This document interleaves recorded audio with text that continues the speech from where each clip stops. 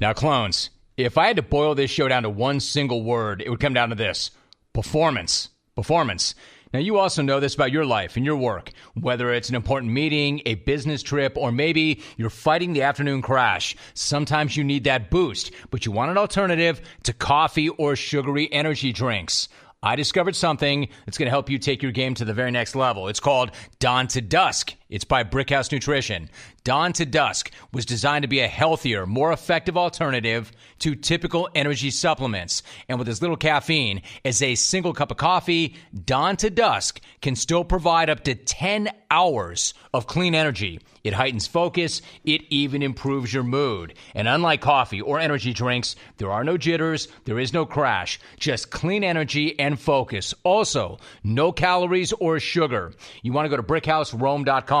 Go to brickhouserome.com and get 15% off your first order with the offer code ROME. I love this product. 100% satisfaction guaranteed. You've got absolutely nothing to lose. You have everything to gain. Once again, brickhouserome.com. That's brickhouserome.com.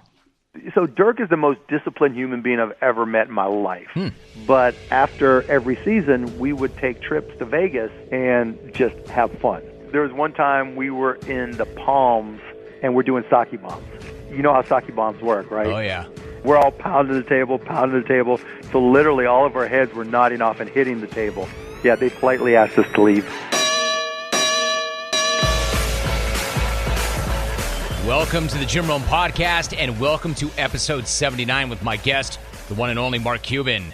Mark Cuban is an entrepreneur. He is the owner of the Dallas Mavericks. He is a business mogul, a TV personality, a media pioneer. He is one of the most interesting people on the planet. I am pumped to share this conversation with you.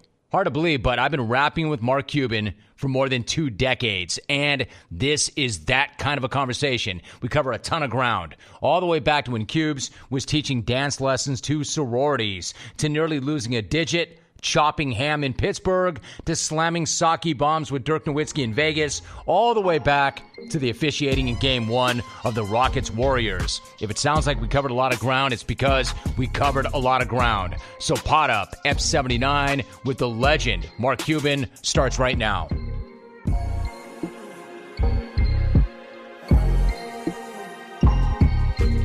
Mark, I got to say, it's been a minute or two since you and I visited. In fact, I can't imagine this is the case, but maybe not since when you and I used to text back and forth about the release of our beloved T-Mobile Sidekicks. No, do you remember how badass that device was? You would hit me up on technology all the time, and I had to try to brag about what phone I was getting. And I would tell you about my new Samsung Fold, but it got recalled. Dude, have they already recalled that thing? Yeah, they brought it back. My phone was great, man. I loved it. I mean, it opens up so the screen is big, and you know, it's the only downside was it didn't have a headphone jack, kind of like the iPhone. But other than that, I love that thing. I can't wait to get it back. God, you know, that's really something. I did not get one because the fact is, Mark, you know, it's kind of crazy. I'm an iPhone guy, not because like I'm such a disciple of that, but the ecosystem is so crazy that I can't live without the iMessage. Literally everything I do is because of an iMessage. Is there any cure for that? I believe it. You know, my attitude is I actually have 3 phones, one on each different network. So I've got T-Mobile, I've got Verizon, and I've got AT&T. And so 2 of my phones are Samsung and 1 is iPhone. But like when I travel, I mean, you know me, I'm not a meetings or a phone call guy. And so if I can't get access to a network to do my work, then I'm stuck. And so I have a little bit of everything. So I'm equal opportunity. Yeah, it really is amazing. Given what you've accomplished, you are not a meeting guy. You hate meetings, don't you? Oh, I hate them, man. It's just the biggest waste of time ever. I mean, I'd rather listen to nails on a chalkboard. You know, because you got to sit in there and you got to go, so how the kids, where the donuts, what's going on. Then you got to set up the meeting. And then, you know, the people who have to talk. And then it comes down to, okay, what are we going to do for our next meeting? Where I'd rather be like, okay, just send me an email. I'll ask you my questions. You know, you give me your answers. And not only, you know, can we do it whatever time we do it, but I have emails going back 25 years. So now I can search back and literally I could go back and, you know, brag about, you know, Jim Rome being on AudioNet back in 1996, you know, and have emails from back then. God, that is so great. In fact, what about that, Mark? You go back to 1996, and I think that's right around the time you and I started to communicate. Yep. So when you back then were trying to push things like internet broadcasting, when people didn't even know what the internet was, Yep. What was the general reaction when you were pushing audio over the internet? How much pushback was there? It was like, you moron, just turn on a fucking radio. Right. Or turn on a fucking TV. Yeah, right? It's just like, what are you doing, you fool? You know, it's just like, don't you know how to use a radio? But, you know, because back then, to get on the internet, you had to have a PC with a modem, download TCP/IP software, then connect to, then you have to have a browser, then you had to figure out how to type in the www URL, and that was complicated, and it was slow, and so, you know, and it was expensive too, so people really didn't get it, but, you know, it was pretty obvious to me and a lot of people that all that stuff was going to get easier and a lot less expensive, and obviously 20-some years later, you know, it is what it is. All right, so you saw all that, but if we go way, way, way back, I mean, now you're obviously one of the most successful and recognizable entrepreneurs of the generation, but you grew up in a working-class family in Pittsburgh. You know, when you were coming up, Mark, when you were growing up, were you kind of set aside as like some sort of prodigy, the wonder kid that everybody had extremely high hopes for? No, not at all, man. It wasn't that way at all. I mean, I was smart. I mean, I wasn't the smartest kid in class, but I was up there. But, I mean, my dad did upholstery on cars, and my mom had odd jobs. And, I mean, I remember being in high school and my mom being worried about me. And so she got me a job. She was working in a real estate office, and she got me a job working for the owner of the company laying carpet because she wanted me to learn a trade just in case things didn't work out for me or I couldn't afford college. It's amazing. So she wanted to make sure you had something to fall back on. Yeah, but at the exactly. same time, you had a hustle. You were working your hustle already. What kind of jobs did you have on the way up? What types of things did you do? Oh, Lord. So, like, I sold baseball cards when I was like 9, 10 years old to kids in the neighborhood. I would, you know, repackage them so you had a pirate, you know, in it because I grew up in Pittsburgh. Then I sold garbage bags. My dad got me a job for a little side hustle so I can get some basketball shoes. I sold magazines door to door. I mean, I can still remember some of my pitch. You know, bam, bam, bam. If you told, this is back in the, you know, in the 70s and 80s. If you told your husband that you were spending 29 cents a day for the education and enjoyment of your family, wouldn't he be really proud of you? Oh man. You know, and then I just did everything. I was a stock clerk. This place, Ralph's Discount in Pittsburgh, that sold Listerine, and I would unbox the Listerine and put it on the shelf. I worked at a grocery store called Gracie's. I worked at a place called Isley's in Pittsburgh. And in Pittsburgh, there's like a local delicacy called chip chop ham. And so, like, the first week I'm working there, I'm slicing ham, and I wasn't paying attention, and literally I sliced off the tip of my second finger. Oh, shit. And it's just like blood everywhere. I mean, fortunately, it didn't do any real damage. I just got a funky fingerprint. But, you know, I just did everything. In college, I mean, I paid for my junior year with a chain letter. It was just, you name it, doing disco lessons. I think I invented the word side hustle. That was my life. I was going to say, and your mom was worried about you. Your mom was worried that you might not have something to fall back on when you were grinding it out. And by the way, the disco lessons, was that to help pay for college, or did you do that to meet chicks? All the above. Mm-hmm. I mean, literally, I got paid $25 an hour back then to teach dancing to sororities.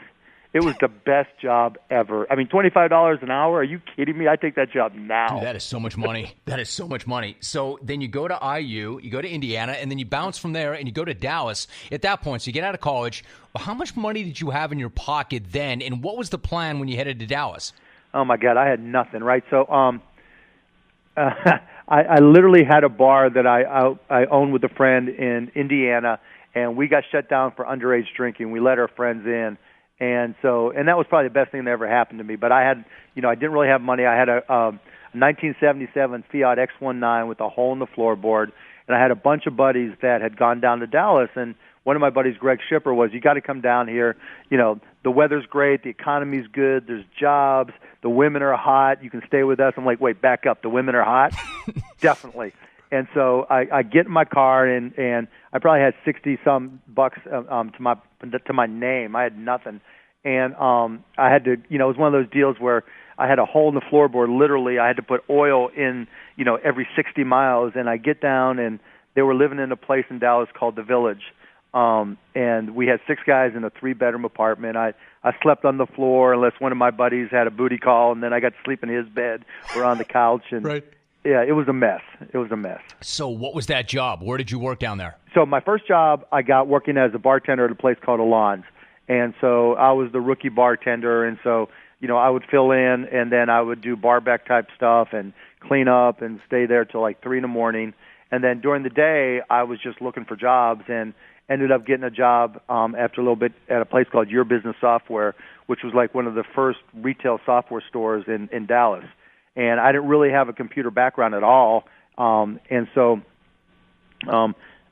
I remember the question the guy asked me in the interview. He goes, well, you don't know a lot about computers. If somebody comes in and asks you a question, what are you doing? I'm like, look, nobody knows a lot about computers and PCs, so I'll read the manual. And he goes, you'll read the manual? And I'm like, yeah, hired. And that was actually a good job for me. And I was there about 9 months till I got fired. What happened?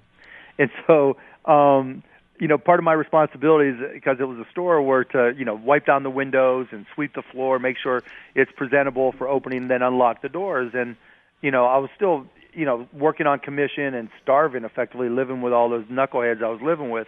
And I had a customer who was willing, it was going to be a $15,000 sale, and I was going to make $1,500 off of that, and that would have been what I needed to move out. And so I called the owner and I said, look, I got this whole thing set up, someone to wash, clean the windows and open up the store, and, I'm going to go pick up this check. And he said no. And so I'm like, oh, man, come on. I need to close this deal. And the guy, they went out of business not long afterwards, so it wasn't a shock. But I'm like, okay, I'm going to make my first executive decision in my career, and I'm going to go pick up the check thinking, this guy is going to be cool with it when I hand him a $15,000 check. So I did just that, and he fired me. Fuck, no wonder they went out of business. Yeah, seriously, Mark, shit, back right? then, you tell me, I was in sales, and I failed miserably, Mark, but $15,000, who the fuck did he have that was closing $15,000 sales besides you? Nobody. That's where I learned so much. I learned so much about business from that dude because, the things he would tell me that were his advice, right? He's like, Mark, and you need to go to this place to buy a suit so you look presentable, and you need to drive a nice car. I'm like, I'm wearing 2 for $99 suits, polyester suits that stand up on their own. I didn't take them to get dry cleaned. I wiped them down. Right. And he's giving me advice on, you got to look good. And here's, if you ever wear glasses, go to this place called Peeps. I'll never forget. And, but, he would not go on sales calls.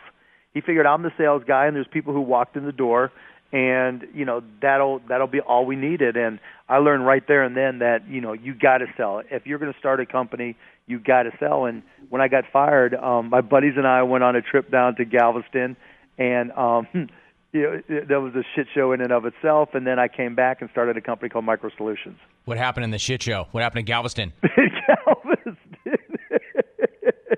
It was like 6 guys, just swamped in this place, and we have pictures of it. It's hysterical where, we found this girl who wore these suits that, back then, I'm not even going to go there. It's but in any event, it was just a whole lot of cheap beer and, being stupid and doing rot gut vodka and having fun. Mark, I don't want to be irresponsible. You and I are close in age, and like I said, you and I go back some more than 20 years. Yep. Like you just said, I don't want to go there. Back in the day, you and I would have gone there. In a heartbeat. Right? And the world's changed. I talk about this all the time. I'm really proud that I still have a show and a brand and a podcast, blah, blah, blah. But damn, the show was so much better back in the day because we could go there. How do you navigate, and as somebody who runs the companies that you do, and social media being what it is, you got to pick your spots now, right? Yeah, you do. You always have to be aware, and you just, anything you or I say, you just assume somebody's going to repeat it somewhere. And, I'm never going to be completely politically correct and all that, but, and my kids are 9, 12, and 15 too, and so, I think that has more of a bearing on what I say than anything else. It's too late to go back and, recover the things I said and did when I was single or, when I was younger, and that what's done is done there. And, but I guess that, I think more about them than what somebody might say on social media. It's just because they're obviously checking it out and seeing it as well there.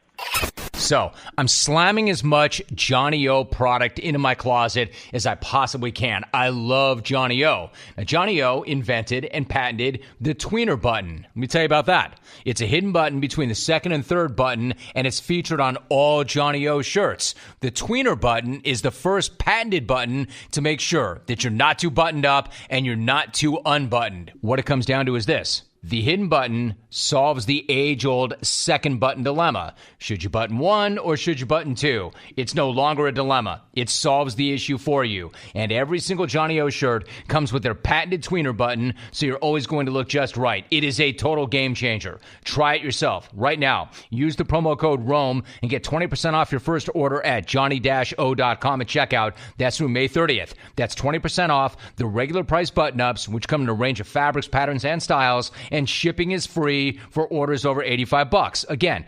johnny-o.com, promo code ROAM, and get 20% off your first order, free shipping on orders over $85. Go to johnny-o.com for your tweener shirt at 20% off. Check out the wide selection of shirts and other products ranging from polos to shorts, pants, swim, and more. johnny-o.com.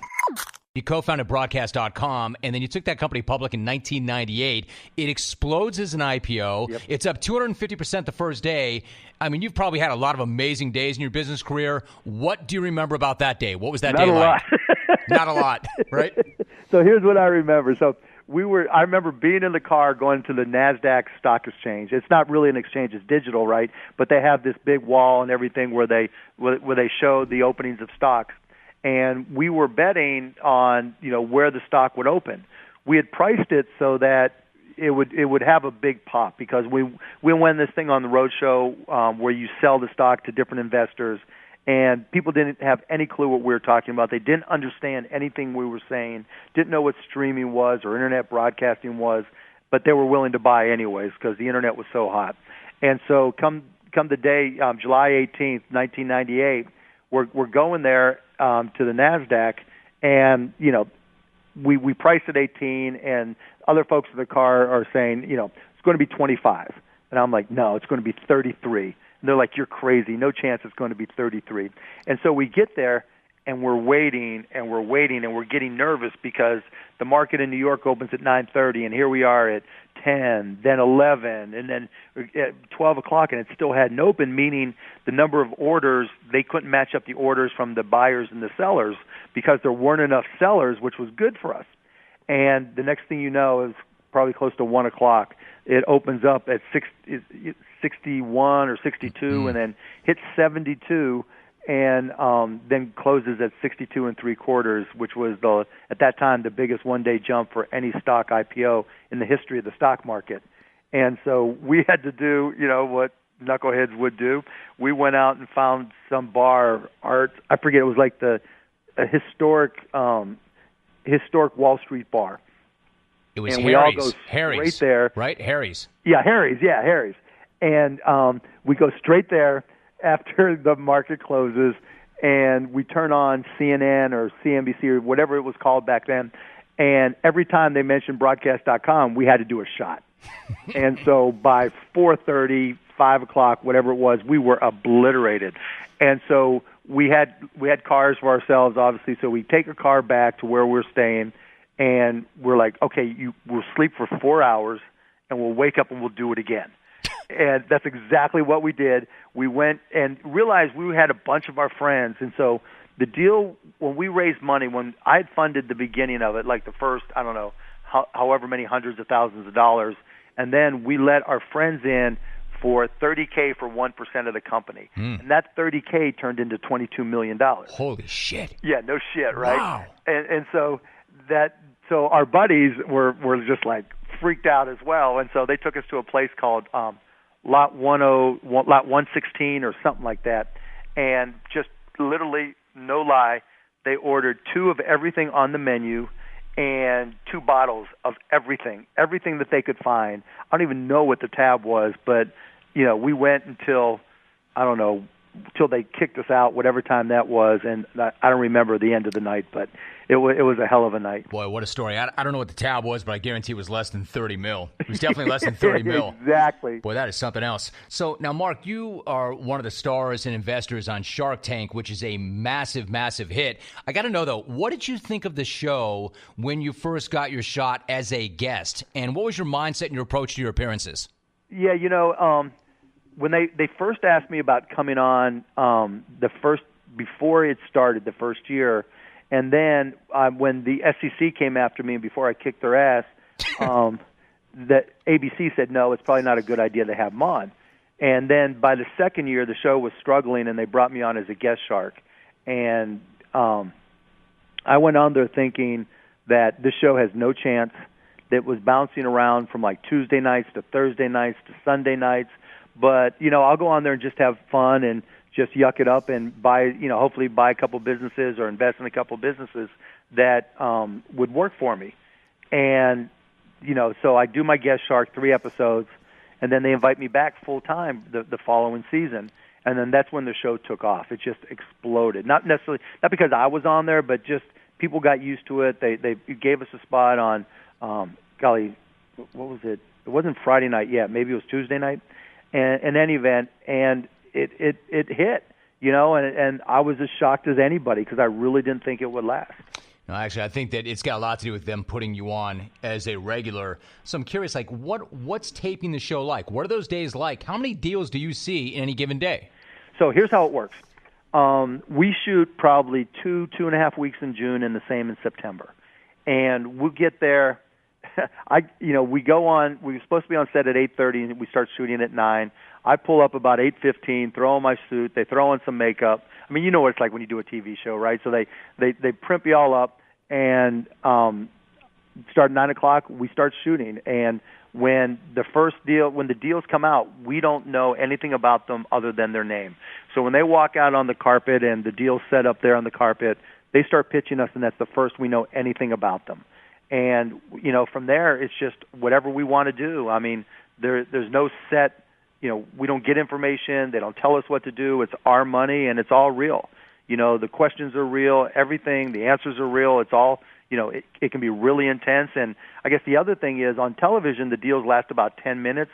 In real life, like if it's a really stupid deal, it'll last 20 minutes. If it's, marginally interesting, it'll last 45 minutes. But if it's intense and we all want a piece of it, it can last an hour and a half or 2 hours, and then they have to edit it down to something that's usable for television. And so in any given day, they'll bring in, we'll see 10 deals, and I feel sorry for the deals right after lunch because, the first one after lunch, we're like half asleep. But, yeah, and so we'll see 10 deals a day, probably 250 to 300 deals in a season, and then they'll cut those down, and probably of the deals we see, 25% of them won't air. And so, there's some unlucky schmucks that just come in there with their life on the line, and I feel horrible for them. And, but they just, for whatever reason, the producers didn't think they were good enough to be on TV. Shark bait. Yeah. That's what it is, for sure. So really quickly about that, too. A couple of years back, Alex Rodriguez was a guest shark on the show. Yeah. And you and he end up together in an investment with the Gronkowski brothers. Yep. Protein shaker bottles, right? That's not surprising. I'm curious about Alex Rodriguez, though, Mark, because this guy was the face of the roid era, the poster boy for cheating. Now he's the voice of baseball. He's J-Lo's fiance. He's a guest shark on the show. He's a business partner of yours. I've never seen a guy bounce back quite the way he has. How do you think he did that? Well, I'll tell you a little story that most people don't know. When Alex was suspended and going through all the shit, right? Some mutual friends connected us and they said, Alex, Mark has been through all like the SEC shit again, where you're under attack and you find yourself on the front page of every newspaper and everybody's talking trash about you. Go talk to Alex and give him some advice on how you got through it. And we sat down, we had lunch, and then kept in touch. And what basically I told him was, look, if you're going to fight all the time, fans are not going to like you. I mean, that's not going to benefit your brand. And the league has already ruled on it, so you're not going to, you can make it seem like you didn't do it, but fans forget, people forget, but you just got to let it go. And what I would recommend that you do is just say, when you come back the next season, how grateful you are to be in New York, be a Yankee for your last season, how much you love the fans, how much the support of the fans matters to you, and just take this positive I love you all attitude. And that's exactly what he did. And I'm sure he got the same advice from others as well, but it just turned his brand around and turned people's perception of him around. And then, he works his way up, and, he calls me up. They had, the producers had asked him to be on Shark Tank, and I'm like, yeah. Alex has actually got a really good business mind. He's, it's not like he's got this deep education in business, but he works really hard at it. He puts in a lot of time to read. He puts in a lot of time to talk to a lot of high-end management people and investors and entrepreneurs. And so by the time he got to the show, I mean, he knew his wheelhouse. He knew, he has gyms he was operating, a variety of different investments. And he always talks about he's the type of investor that invests in the jockey more than the horse, and that's exactly his approach. And it works great for him. He was a great guest shark on Shark Tank. I'm sure he'll be back. Mark, it's amazing. You and I could have this conversation, get this far into it without talking basketball, but you're 20 years in since buying the Mavericks. How's that sound? How does that make you feel? Crazy. I mean, you know what it's like. I mean, we were the young dudes, right? Not anymore, we're not. Yeah, I know, right? We were tearing it up, and now it's like, fuck, I've been here 20 years, and in some respects a lot has changed, and in other respects nothing's changed. 20 years, and you like to point this out as somebody who is in the sports business. Father Time is undefeated. Some things were undefeated in the history of the world. Father Time is one of those things. So you have Dirk retiring. I got to know, what has Dirk meant to your franchise and really the NBA overall? I mean, what he's meant to the Mavericks. I mean, he is the Mavericks. Everything that we are, he is. I mean, we got from him. Just his attitude, who he is on the court, the first in, first out, the fact that the superstar of your team is humble and he works harder than everybody. He's got a good sense of humor. He's self-deprecating. Just all the things you want to see in somebody that is going to be the face of your franchise. And in terms of the global expansion of the NBA, the face for all of Europe, if not the world. And he's just that type of guy. And we talk a lot, and I was just talking to him. I saw him at the gym the other day at a practice facility, and he's like, I already put on 12 pounds, 15 is on its way. I'm like, you're going to be a piglet in a minute here. That is great. How much, God, he, as great as he is, Mark, you know this better than anybody, as great a player as he is, he might be a better dude. How much shit does Dirk talk? Oh, my God. He's so passive-aggressive. I mean, and he comes up with these own words, or his own little phrases or settings. Like what? Sayings. Like what? Like, everybody's a burger. Right. You're a burger. You're a burger. Or if somebody, something good happens, that guy makes a shot that he never had no reason to make, everything's happy birthday, or if it's not going his way, it's a circus out there. He's just got these same rants and sayings that he's been using for 20 years. It's just, and we all just die. And, Dirk, he's always the last one out of the locker room because he wants to be the first in and literally the last guy out. So after a game, we're always waiting on Dirk. It's going to be sad. I mean, we'll miss him, but I know he'll be around. It's going to be so hard, I would imagine. So he actually came on this podcast, Mark, a few years back, and he described his relationship with you in a perfect way. He said, quote, how many owners come to their best player's bachelor party, end quote. So obviously you guys were obviously tight if you're at his bachelor party. I asked Dirk to elaborate on the party. Here's what he had to say. Listen. Okay. Came to mind, and we had a blast, and that kind of shows what kind of relationship we have and had over the years, and it's been awesome. Is there anything you can share about the bachelor party involving cubes? Yeah, we went one night within Toronto, and then we did 2 nights in Vegas, and that's about as much as I could share. All right, so Mark, I know better than to ask the same question twice, but is there any stories that you can give away from Dirk's bachelor party? Not from the bachelor party, but I can tell you we've gotten kicked out of more than one bar. He's got to be a good guy to throw back a few with, right? Oh, I mean, and Dirk is the most disciplined human being I've ever met in my life. I mean, literally when, during the season, he won't eat sugar, nothing fried, no alcohol, nothing. But after every season, we would take trips to Vegas and just have fun. And there was one time we were in the Palms in Vegas, and one of the Chinese restaurants, maybe Tao, I forget the name of it, and we're doing sake bombs.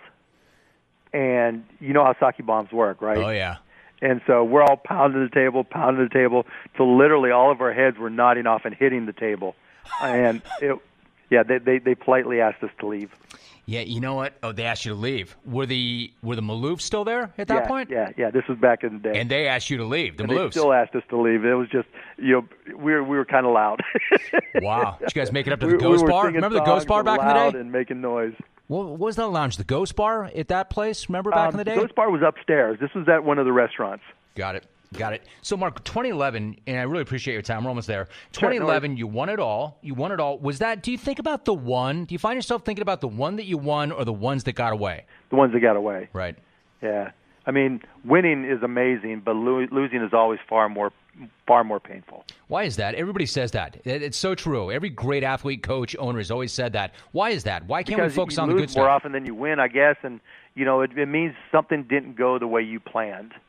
Yeah, I remember, the countdown, the most intense moment the year we won was the last 30 seconds where it dawned on me that we were going to win. We were up 10 or 11 with 30 seconds to go, and it was over.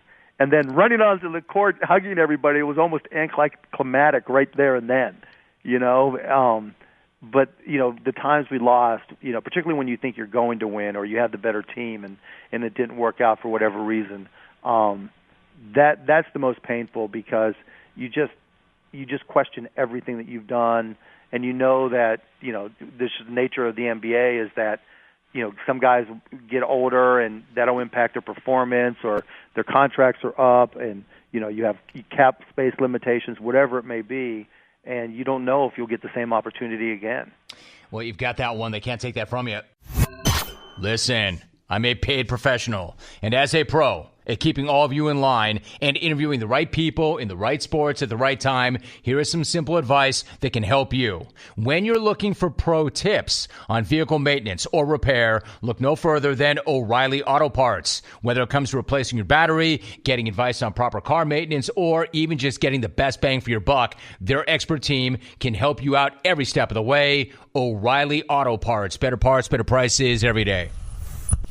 What do you make of the officiating in Game 1 of the Rockets-Warriors series and overall the state of officiating in the game right now? I've been tweeting about that. So let's start with question 2, the state of officiating. Yep. If you want to know the future of NBA officiating, look at the G League. Because without exception, at least to this point, all the refs come from the G League.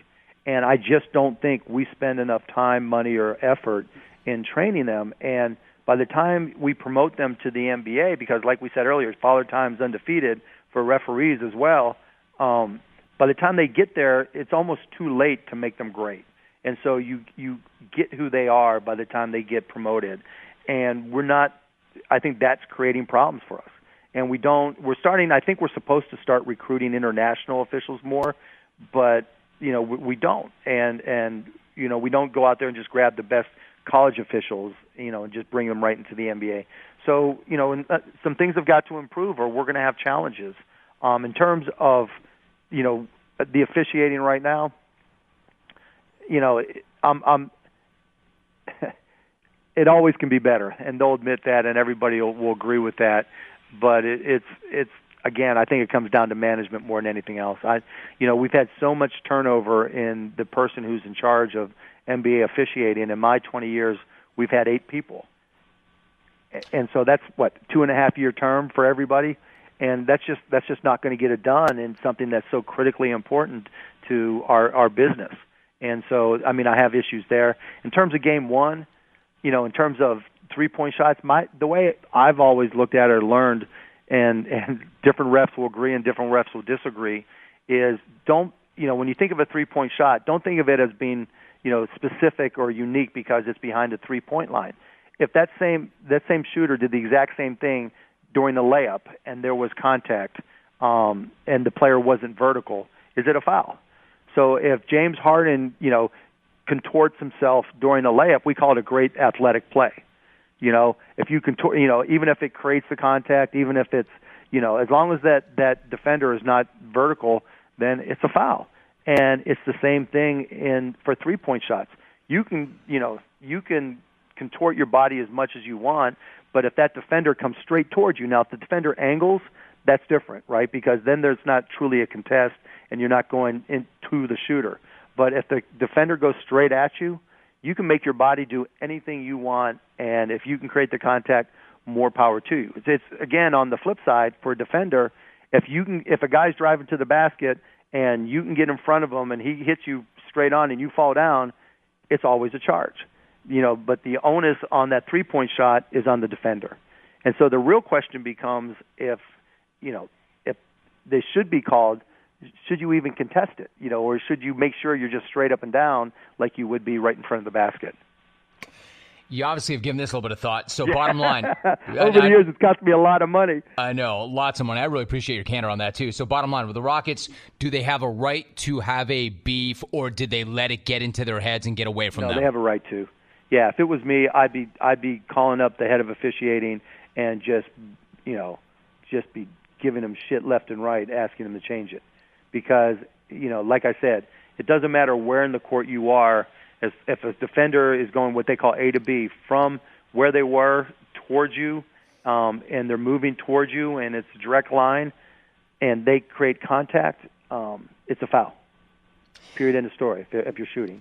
Got it. Mark, really quick before you go, you've been on the cutting edge of technology for a long time. Because of that, people want to know where you come out on artificial intelligence. You know where I'm going with this. Yeah. Elon Musk is terrified of it. He's tried telling everybody that he can that it's a dangerous, dangerous threat to our future existence. Bottom line, are we creating our own demise, or is there a way to manage the power of artificial intelligence?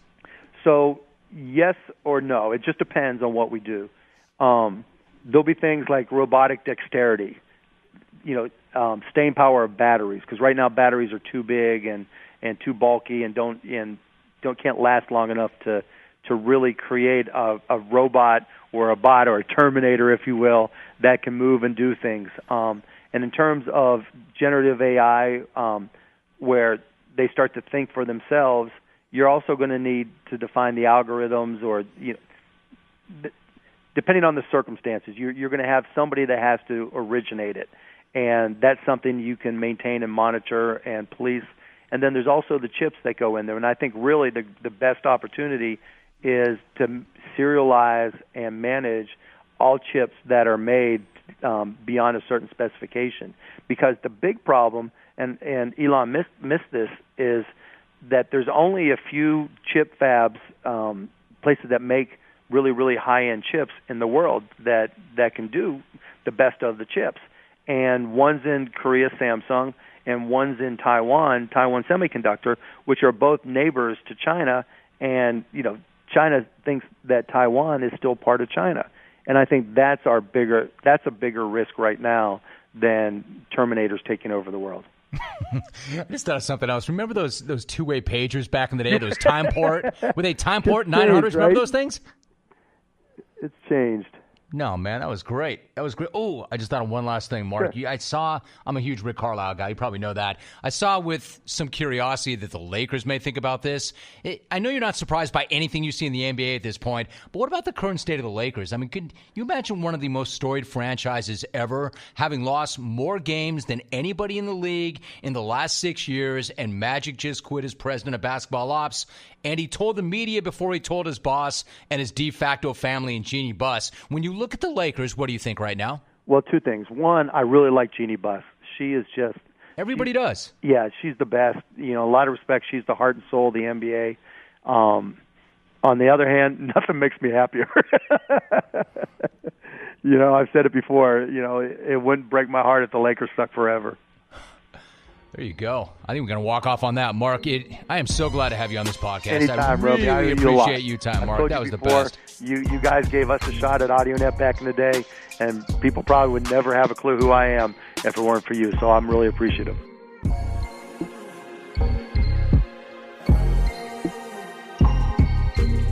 Hear me out. I know it can be frustrating, especially if you're running late or you're in a big hurry. You find yourself at a railway crossing and you're waiting on a train. The signals are going, the train isn't even there yet, and you feel like, you know what, I can make it across the tracks. I'm just going to do this. Don't.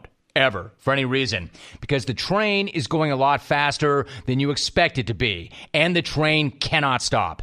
Even if the engineer hits the brakes right away, it can still take a train over a mile to stop. And by that time, what used to be your car is just a crushed hunk of metal, and what used to be you, probably better that we not even go there. The point is this: you cannot know how quickly the train is going to arrive. The train can't stop even if it does see you, and the result is the worst thing ever. So if the signals are on, the train is on its way, and you need to remember only one thing. You need to stop because trains can't.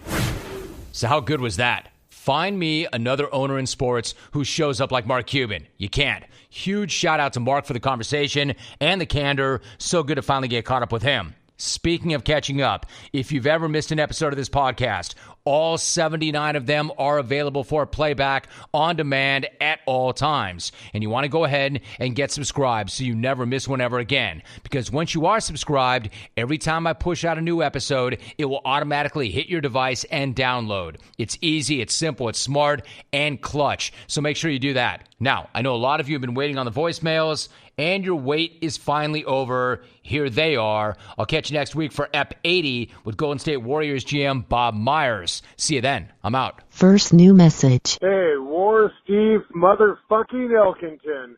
Now bring back the goddamn voicemails, too. This is Darren and Cuna, and I am out. Message saved. Next message. Jimmy, Maddie, and Raleigh here. First thing, new to the podcast game, but listening to your podcast, the Elk is the fucking man. He should be a weekly contributor to the show. He is the fucking man. Message saved. Next message. What the hell did I do? I FaceTime Jim Rome. Message deleted. Next message. Jim Witt from Southern Oregon checking in. A little behind on your podcast, but dude, that Ricky Williams interview was amazing. How intelligent and enlightened is that guy? Holy shit. And speaking of enlightened, I'm pretty high right now and drunk. And Hawk, shut up. You're still Sparrow to me. Kidding, buddy, kidding. If you're cool with Elk, you're cool with me. Nice job on the 26er. Fast and Furious, Paul Walker forever. Message deleted. Next message. Hey, Jim, this is Bob Kraft. Just wanted to call and talk to you about this handful of charges in Palm Beach County. This is basically just a handy excuse because we win the Super Bowl every year. I'm not going to take these charges lying down. And, you know, it's just to have to deal with this is just kind of hard to swallow. I'll talk to you again, but probably not before Palm Sunday. Message deleted. Next message. Hi, Jim. Are you going to tell us on the podcast who the hell that ball guy is? Message saved. You have no more messages.